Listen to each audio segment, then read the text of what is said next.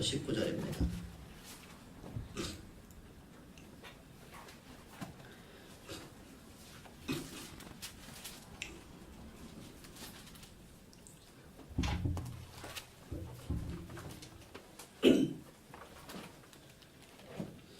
여호수아서 15장 13절부터 19절. 여호와께서 여호수아에게 명하신 대로 여호수아가 기럇 아르바 곧 헤브론을 유다 자손 중에서 분깃으로 여분네 아들 갈렙에게 주었으니 아르바는 아납의 아버지였더라. 갈렙이 거기서 아납 소생 곧 세 아들 곧 세세와 아히만과 발달메를 쫓아내었고 거기서 올라가서 드빌 주민을 쳤는데 드빌의 본이름은 기럇세벨이라. 갈렙이 말하기를 기럇세벨을 쳐서 그것을 점령하는 자에게는 내가 내 딸 악사를 아내로 주리라 하였더니 갈렙의 아우 그니스의 아들인 운니엘이 그것을 점령하므로 갈렙이 자기 딸 악사를 그에게 아내로 주었더라. 악사가 출가할 때 그에게 청하여 자기 아버지에게 밭을 구하고 주하자 하고 나귀에서 내림에 갈렙이 그에게 묻되 네가 무엇을 원하느냐 하니 이르되 내게 복을 주소서 아버지께서 나를 네겜 땅으로 보내시오니 샘물도 내게 주소서 하매 갈렙이 웃샘과 아랫샘을 그에게 주었더라. 아멘 아멘.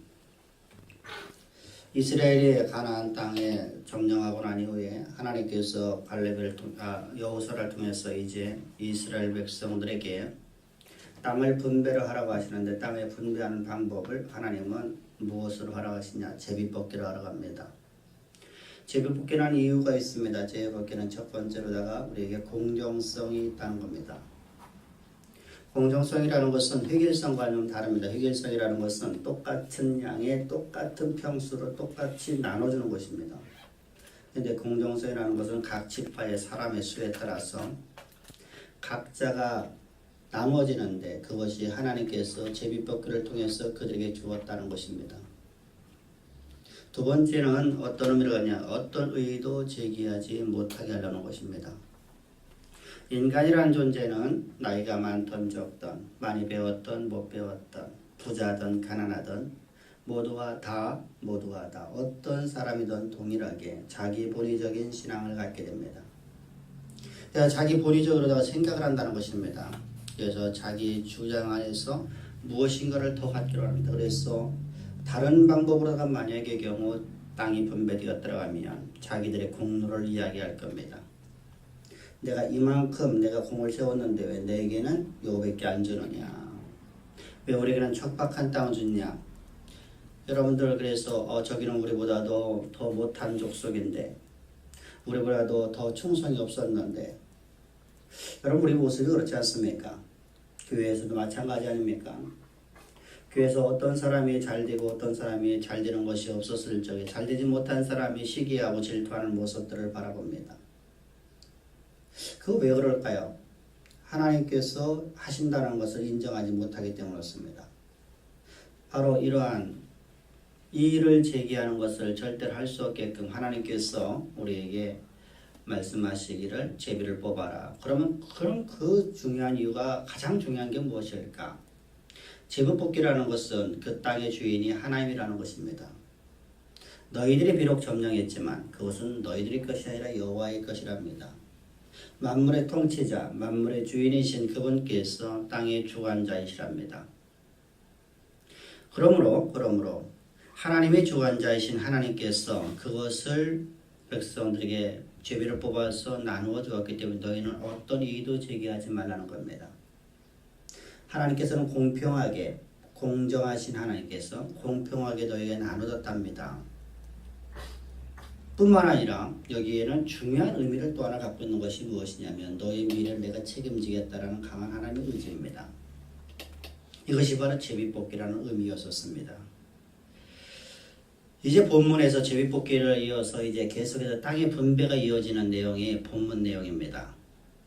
이사야서를 여호수아서를 바라보면 여호수아 24장가 있는데 그 중에서 총 6장이 땅의 분배 사건을 맡고 있습니다. 그것이 바로 13장부터 시작해서 14장부터 시작해서 19장에 이르는 많은 부분을 할애를 하고 있죠. 그 중에서 80% 이상 되는 분량을 유다와 요셉의 지파에 대해서만 말씀하고 있다는 사실이죠. 그럼 유다와 요셉이라는 존재는 그때 어떤 존재이기 때문에 하나님께서 그들에게 그 많은 것을 할애를 하고 있는 것인가? 나머지 10지파의 것은 뒤에서 뭉뚱그려서 2장에 의해서 그냥 기록하고 마는데 도대체 이 요셉 지파와 유다 지파라는 존재는 어떤 존재이기 때문에 하나님 그렇게 하시는 것인가? 그들이 하나님 앞에 얼마만큼 충성했기 때문에 그럴까? 아니면 그들의 어떤 신앙의 어떤 변화 때문에 하나님께서 그러셨을까? 우리가 한번 살펴봐야 됩니다. 그다음에 유다 지파를 살펴보고 요셉 지파를 살펴볼 것인데 유다와 요셉의 지파를 한 개로 묶어들어서 요셉의 기록을 통해서 그 가운데 유다의 그 모습, 변화된 모습이 나타나는 모습, 다시 말하면 가나안 땅의 삶의 방식이 그들 가운데 나타나는 모습을 통해서 우리는 하나님의 섭리와 하나님의 경륜을 우리가 바르게 이해해야 될 줄 믿습니다. 그럼 여러분 요셉이라는 인생이 도대체 어떤 사람이냐?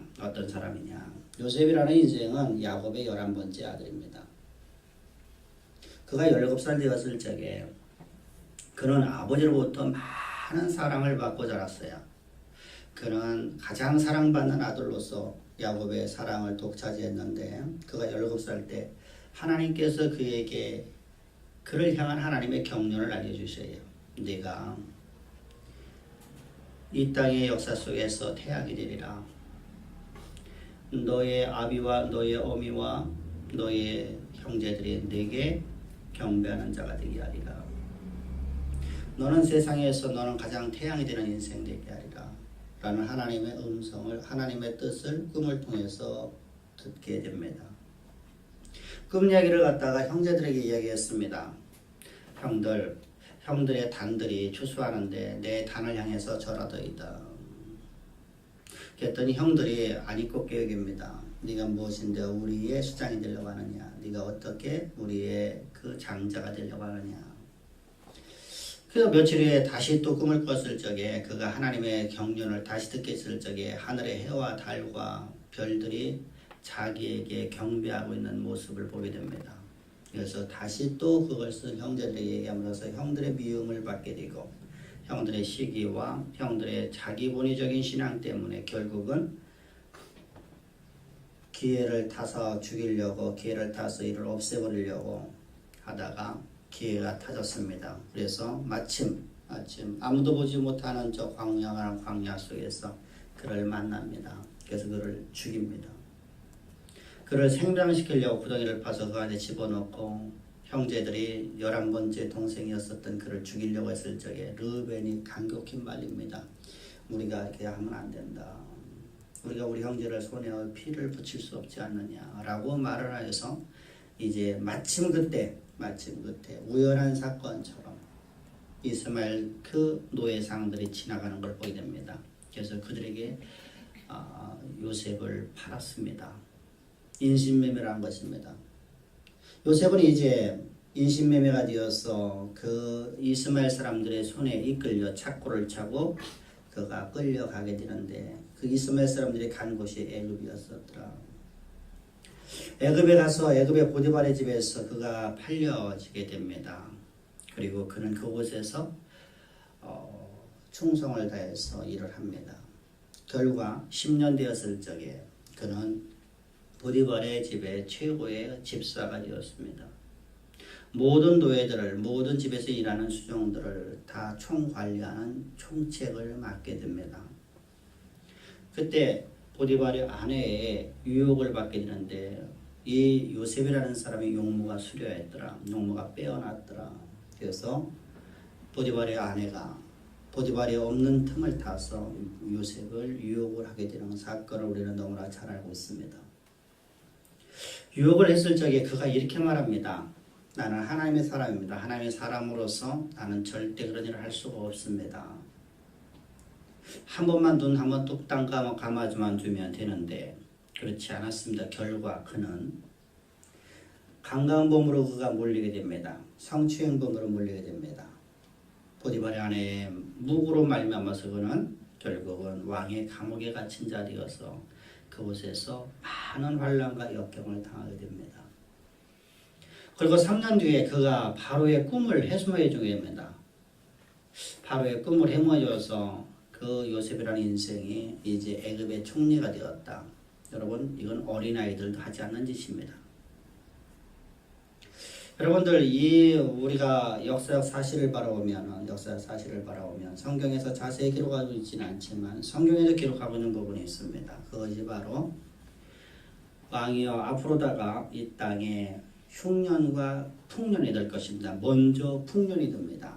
풍년이 7년 동안 어마어마한 풍년이 될 것인데 이때 국고성을 지어서 양식을 모아 놓으십시오. 그리고 7년의 흉년을 대비하십시오라고 우리 성경에는 그렇게 되어 있습니다. 그런데 여러분들 그렇게 했다고 여러분들 그가 어떻게 분봉왕이 될 수 있겠습니까? 노예가 애굽의 사람도 아니고 노예가 그럼 말이 안 되는 상황이죠. 그건 여러분들 사가를 보게 되면 사가를 바라보게 되면 요셉은 어떻게 했냐면 왕권을 회복하는 방법을 가르쳐줬습니다. 당시는 왕권이 쇠퇴해졌습니다. 왕권이 쇠퇴되어서 봉주들의 힘이 강했습니다. 다시 말하면 우리말하면 사색당파에 사로잡혀서 사색당파의 희생양으로서 왕이 희생되고 있을 시대입니다.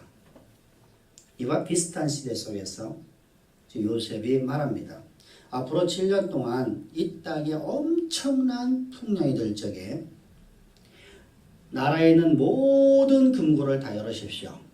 국고를 열어서 양식을 사들이되 양식을 좀 비싼 가격에 사들이십시오. 양식이 앞으로다가 가게 되면은 풍년이 너무 많이 들기 때문에 쌀 한 가마니에 200원 갈 겁니다. 보리 한 가마에 100원 갈 겁니다. 그러면은 쌀 한 가마를 100원에 사지를 말고 200원에 사들이십시오. 150원에 사들이십시오. 그래서 계속해서 모든 양식을 다 사들여갖고 국고에다가 채워놓으십시오. 국고 속에 집어넣으십시오. 그리고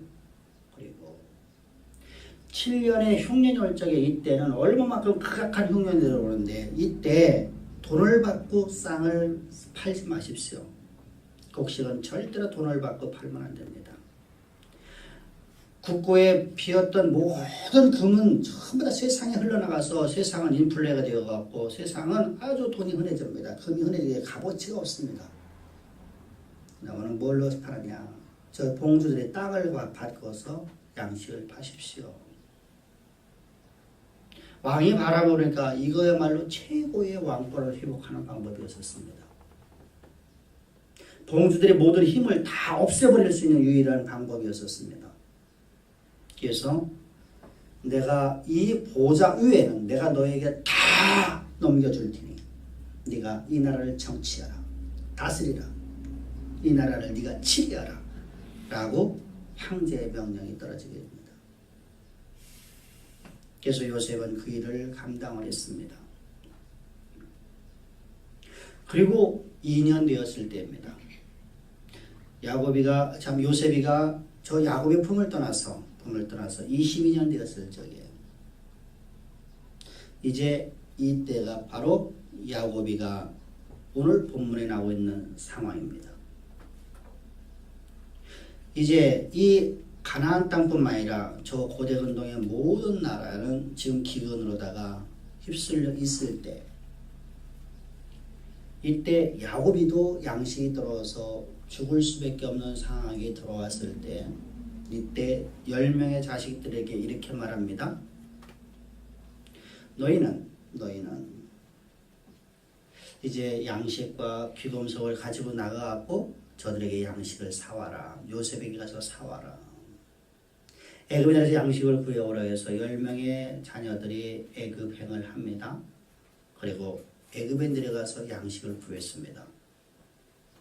근데 양식을 구하는데 요셉을 만나게 되는데 요셉이 이렇게 물어봅니다. 너희는 정탐꾼 아니냐? 아닙니다. 우리는 정탐꾼이 절대로 아닙니다. 그러자 너희들이 정탐꾼 아닌 걸 나는 믿을 수가 없기 때문에 너희들이 정탐꾼이 아닌 걸 너희들가 밝혀라. 어떻게 해야 되겠습니까? 그럼 너희들이 가족 상황을 한번 얘기를 해봐봐라. 먼저 너희들이 어떤 가족 상황인지 내가 알아야만이 너희들이 정탐꾼이 아닌지를 내가 판별할 수 있겠다. 그랬더니 말합니다. 우리에게는 형제들이 둘이 있었는데 하나는 과거에 죽었고 하나는 아버지 곁에서 있는데 그가 바로 베냐민이라는 사람이고 아버지는 연로한 아버님이 한 분 있습니다. 그리고 우리 10명입니다. 그러자 너희들이 정탐꾼이 진정 아니라고 하면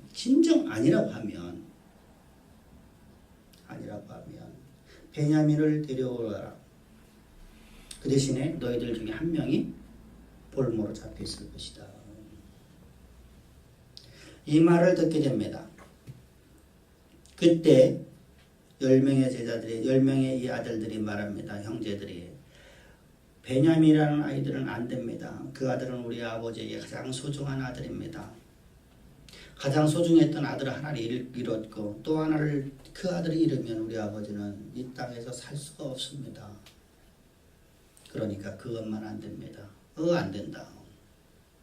베냐민을 데려오지 않을까 절대로 너희들이 정탐꾼 아니라는 것 증거를 너희들은 될 수가 없다. 그래서 터덜터덜 시므온을 볼모로 잡혀놓고 양식을 가지고서 돌아옵니다. 돌아오는 그들의 전대 속에다가 그 양식 속에다가 그들이 갖고 왔던 금은 보화를 다시 다 집어넣어줬습니다. 그들을 시험한 것이죠. 그들이 이제 아버지한테 와서 그 이야기를 다 고합니다. 그랬더니 야곱이가 이렇게 말합니다. 절대로 안 된다. 절대로 안 된다. 그 아들이 없으면 나는 죽을 수밖에 없다. 나는 안 된다 라고 말을 합니다. 그때 큰아들이었던 르벤이 이렇게 말합니다. 내게 아들이 둘이 있습니다. 아버지 내게 아들이 둘이 있는 걸 아지요? 내 두 아들을 생명을 걸고 가서 베냐민을 구해올 테니 시므온과 베냐민을 데리고 올 테니까 베냐민을 내어주십시오. 근데 그 말 앞에서 아무런 반응이 없어요. 그때 유다가 말합니다. 유다가 오늘 본문에 나타나고 있는 유다가 말합니다. 아버지, 제게도 자식이 있습니다. 아버지 마음 나도 압니다. 내가 어떤 방법을 쓰든 간에 베냐민을 데려올 테니까 베냐민을 내어주십시오 라고 합니다. 이때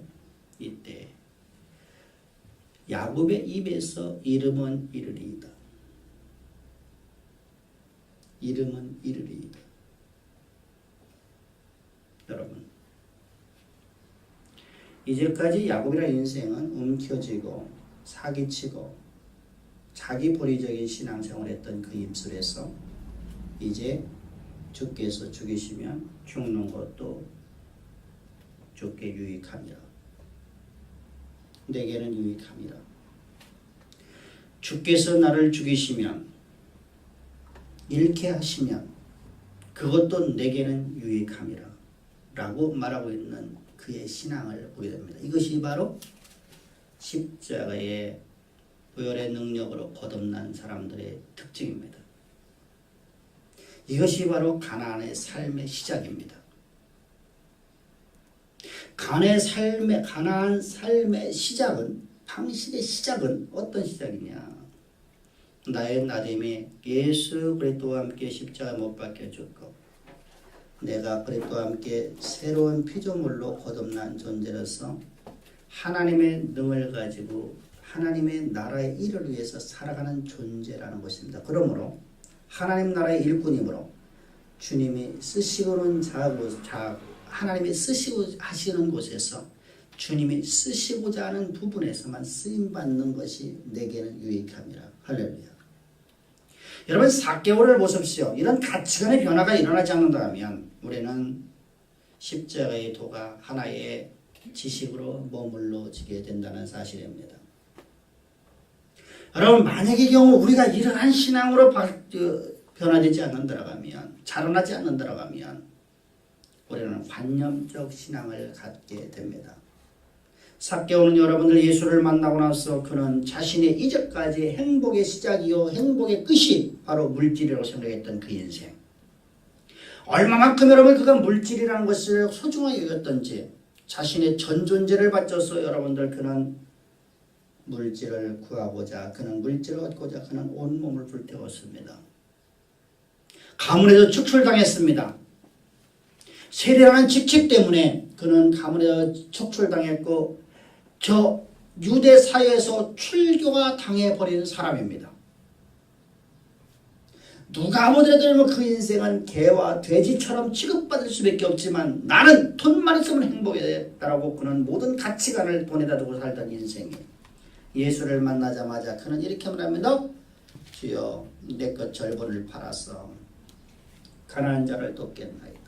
그리고 내가 한 번만이라도 내가 패역한 일을 하면 토색불이라면 4배를 갚겠나이다. 여러분 이전까지 최고의 가치를 두고서 그것을 모았던 그가 그것을 내어 던지는 모습을 바라보십시오. 우리의 가치관의 변화가 온전하게 일어나기를 주의 축복합니다. 그것이 바로 우리 신앙입니다. 바로 이렇게 변화되었습니다.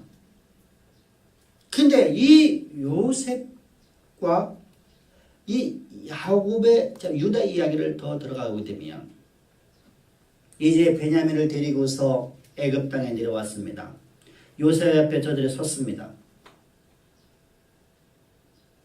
요셉에 선 그들에게 그들의 모습을 보면서 요셉은 깊은 방에 들어가서 통곡하며 울고 다시 나와서 이렇게 말합니다. 너희들이 아비는 어찌하느니 어떻게 살아계시니? 그리고 그들에게 이제 여러 가지 이야기를 나눈 다음에 그들을 돌려보냅니다. 돌려보낼 적에 금잔 하나를 베냐민의 품속에 주머니 속에다 집어넣습니다. 그리고 검문을 하게끔 종들을 보냈습니다. 군인들이 와서 검문을 했습니다. 검문했는데 베냐민이 걸렸습니다. 이제 죽음의 위기밖에 없습니다. 이때 유다가 말합니다. 수단과 방법을 가리지 않고 자신을 위해서 살아던 자기 본의적인 신앙을 가졌던 그런 인생들이 바뀌어지는데 이렇게 바뀌어집니다. 내가 당신에게 평생을 종으로 살겠습니다.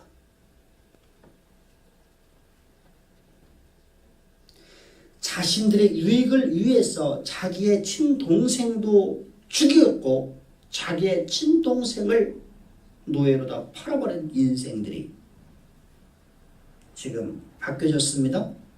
달라졌습니다. 놀라운 변화가 나타났습니다. 내가 당신을 평생 동안 종생할 테니 우리 동생을 보내주소서. 베냐민을 보내주소서. 내 아비의 품으로 보내주소서. 이 모습을 본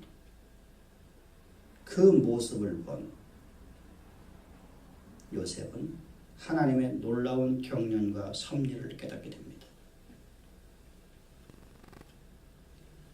이때 자신의 신분을 밝히고 형들이여 두려워하지 마소서.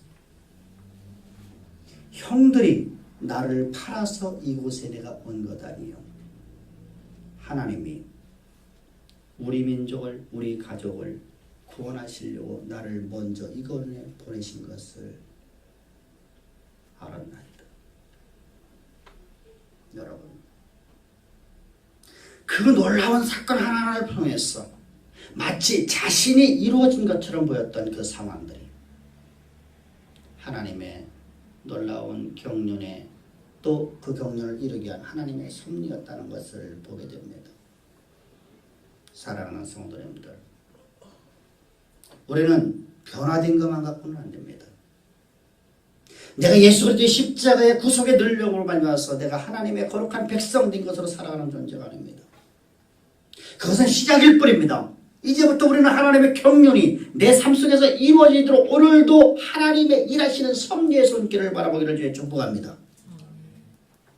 그것이 바로 가나안의 삶의 원리입니다.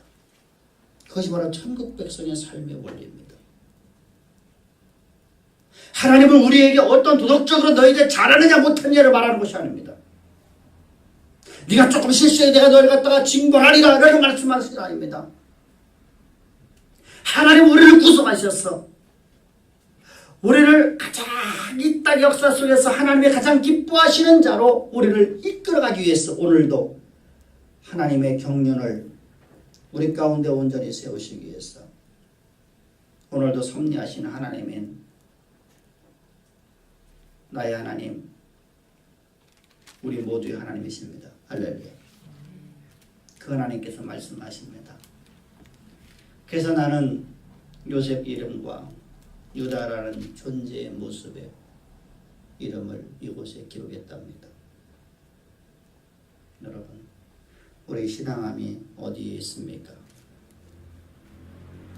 우리 신앙함이 도대체 어디에 있습니까? 하나님의 경륜 가운데 나의 신앙함이 있습니까? 그랬더니 십자가에 나의 신앙함이 있습니까? 십자가에서 벗어나 하나님의 경륜 안으로 들어가기를 주의 축복합니다. 그래서 주님께서 말씀하십니다. 내가 했고 내가 한다 내 경륜 속에서 라고 하시는 하나님의 음성을 듣기를 주의 축복합니다. 여러분들, 하나님께서 우리에게 말씀하시는 가나안은 무지개가 날마다 피어오르는 땅이 아닙니다. 우리는 착각을 합니다. 우리가 그 땅에만 들어가면 무지개가 활짝 필 것이다. 젖과 꿀이 흐르는 땅이니까. 하나님이 통치하시는 나라니까. 근데 그 땅은 무지개가 피어오르는 날도 있지만 눈물도 절망도 슬픔도 애통도 있는 곳이랍니다. 너들 가운데 고난도 있답니다. 그러나 그러한 고난, 환난, 역경, 절망, 눈물, 슬픔이 있지만 하나님께서 요셉을 들으셔서 하나님의 경륜을 온전히 이루기 위해서 하나님께서 먼저 말씀해 주셨고 그 말씀하신 바를 오늘도 변개치 아니하고 우리 가운데 하나님의 역사 가운데 저 요셉의 역사 가운데 이루시기 위해서 오늘도 섭리하시는 일하시는 하나님이셨습니다. 그리고 말씀하십니다. 요셉처럼 찬란한 자리까지 내가 너희를 인도하리라. 그러니 기다립시다. 인내하십시다. 조금만 인내합시다. 조금만 기다리십시다. 좌절하지 말고 조금만 요셉의 형제들처럼 요셉처럼 변화되십시다. 그러면 주님의 섭리를 볼 수 있게 됩니다. 주님의 섭리를 보면 우리는 모두가 이렇게 말할 수 있습니다. 주여, 내가 죽는 것도 주께 유익함이라. 주님이 나를 죽이시면 내가 죽는 것이 내게는 유익함이라 라고 고백할 수 있게 됩니다. 그러한 섭리를 볼 수 있는 여러분들이 되어서 오늘 조금 견디고 내일 조금 더 버티십시다.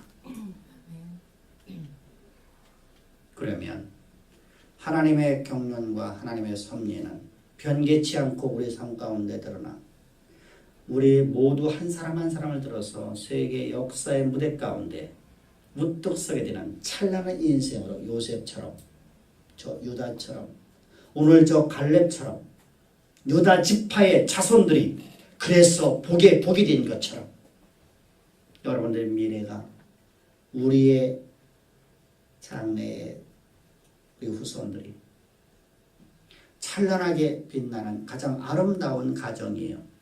가장 아름다운 가문으로 하나님께서 복의 복을 도하실 줄은 믿습니다. 찬양 드리십시다. 경배합시다. 그리고 조금만 기다리시다.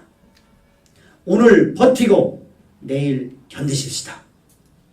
그러면 하나님은 반드시 이루십니다. 기도드리겠습니다. 좋으신 아버지 감사합니다. 찬양합니다.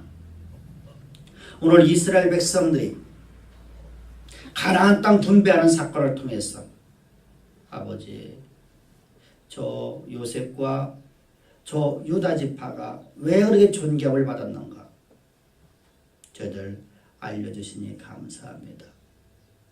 저희들 저 요셉처럼 저 유다처럼 십자가의 그 놀라운 거듭남의 비밀 가운데만 거하는 자들이 아니라 그 안에서 우리가 자라났어.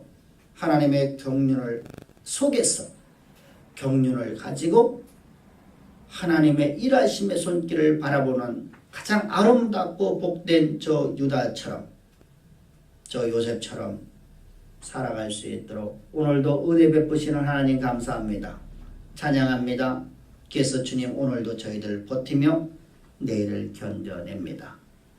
나아가는 보배로운 자녀들 손길마다 저들의 발걸음마다 저들이 행하는 모든 범사 일들마다 하나님의 놀라운 섭리가 저들 삶 가운데 온전히 드러나 모든 열방들이 여호와의 영광을 볼 수 있도록 주께서 두 팔 벌려 축복하실 줄을 믿사오며 감사하며 예수님의 이름으로 기도합나이다. 아멘. 예,